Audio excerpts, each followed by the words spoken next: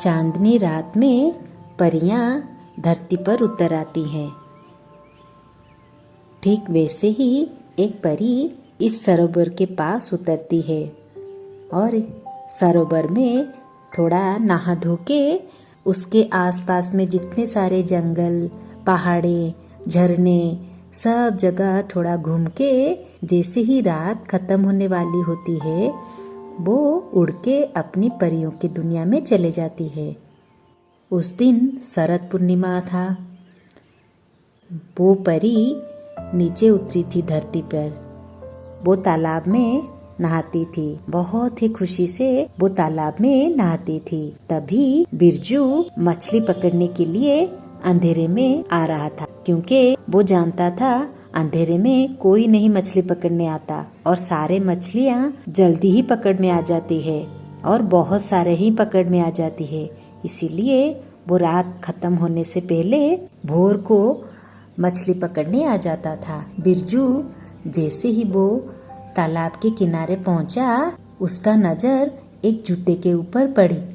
अरे इतना खूबसूरत जूता यहाँ पर किसने छोड़ के गया?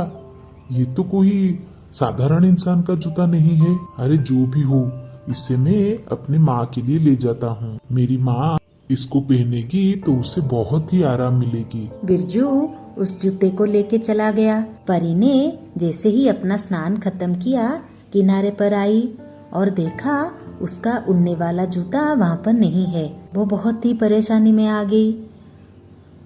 अभी तो वो उड़ भी नहीं सकती, इसीलिए वो पैदल चल के इधर उधर घूमने लगी और जूता ढूंढने लगी, मगर उसको कहीं पर भी जूता नहीं मिला। अरे मैं अब कैसे घर जाऊंगी? जूते के बिना मैं कैसे उड़ूंगी?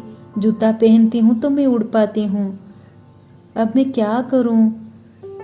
ऐसे बहुत ही चिंता में आ गई और बहुत ही कष्ट, बहुत ही दुखी होके इधर उधर जंगल पहाड़ों में घूमने लगी। इसी तरह वो उस परी के दुनिया में नहीं लौट पाई और जैसे ही दिन हुआ वो आके वही तालाब में छुपने लगी और जैसे ही रात हुई फिर से निकलकर इधर उधर पहाड़ों जंगल में घूम के अपना जूता ढूंढने लगी, मगर उसका जूता नहीं मिला। ऐसे ही कई दिनों तक अपनी परी की दुनिया में नहीं लौट पाई और बहुत ही दुखी होके वही तालाब में छुप के रहती थी। एक दिन की बात है, भोर होने ही वाली थी कि बिरजू ने अपना सारा सामान पकड़ के निकल पड़ा मछली पकड़ने के लिए। अरे माँ, ओ माँ, मैं मछली पकड़ने जा रहा हूँ। अरे बेटा, अभी तो इतनी भोर हुई है, सुबह हो जाने दो, जाना। अरे नहीं माँ, सुबह तक तो सारे लोग आ जाएंगे, सारे मछली पकड़ के ले जाएंगे। अभी जाने से मुझे ज्यादा मछली मिलेंगे। तुम थोड़ी देर के बाद मेरे पास आ जाना। अरे बेटा, मेरा तो इतना सारा काम है, अभी झाड़ू लगाना है, पोछा करना है, खाना बनाना है, मैं कैसे जा पाऊंगी?